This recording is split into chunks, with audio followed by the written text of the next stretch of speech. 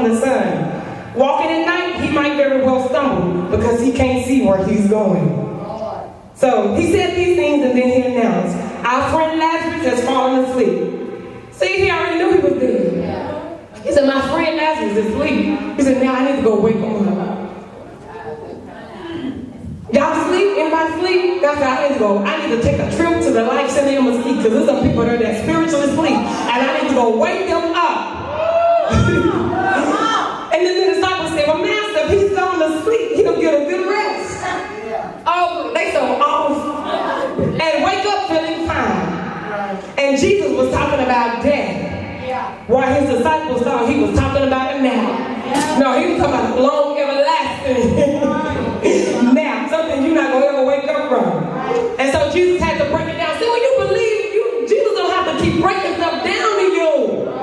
He said, Jesus, let me make it plain. Lazarus is D-E-A-D. Dead. That means he has been announced D-O-A. Dead on arrival. When we get there, he's going to be dead. Cold, icy, cold, dead.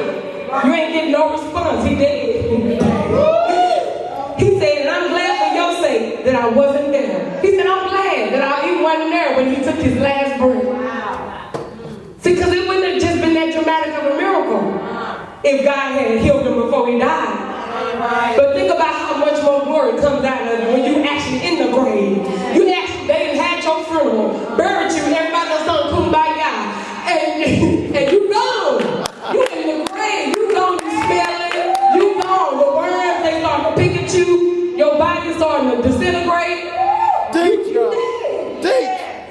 He did it on purpose. My God.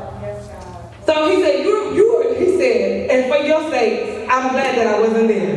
He said, but you're about to be given new grounds for believing. That's what God wants. He wants to give you new grounds for believing. Now let's go to him.